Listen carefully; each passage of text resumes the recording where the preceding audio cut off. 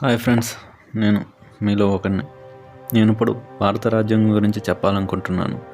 మనలో చాలామంది భారత రాజ్యాంగం గురించి చదువుకున్నాము.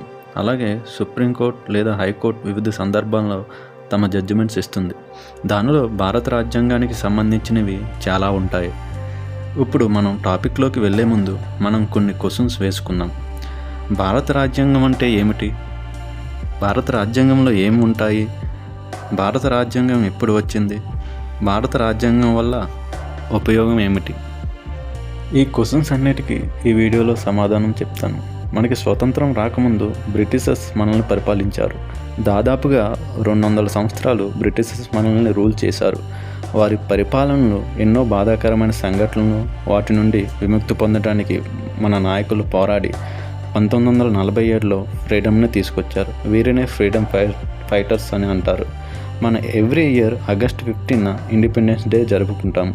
అయితే అప్పటికి భారత రాజ్యాంగం లేదు, కానీ దాన్ని తయారు చేయాలనే ఆలోచన, ప్రయత్నం అయితే జరిగింది. దానితో కాన్స్టిట్యూషన్ అసెంబ్లీ అనే బాడీ ద్వారా రాజ్యాంగాన్ని తయారు చేశారు. ఈ రాజ్యాంగం తయారీకి ఒక కమిటీ ఏర్పాటు చేశారు. ఈ కమిటీ అధ్యక్షుడు డాక్టర్ బిఆర్ అంబేద్కర్.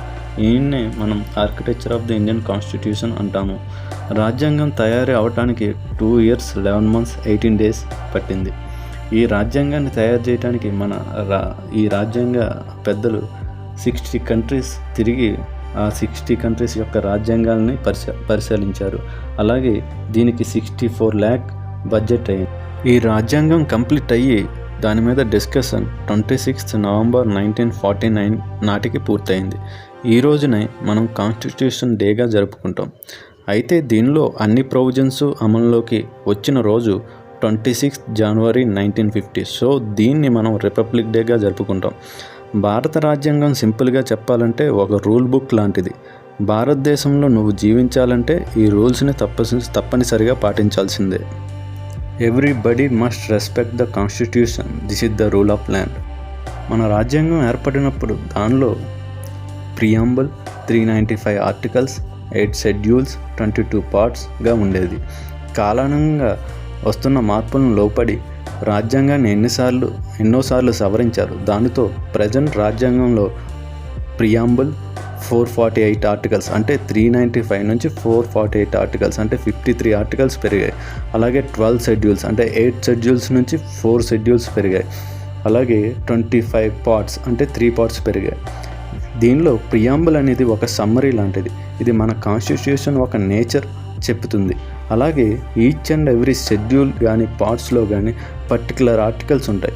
ఎగ్జాంపుల్, మనం అందరం ఫండమెంటల్ రైట్స్ గురించి విని ఉంటాం.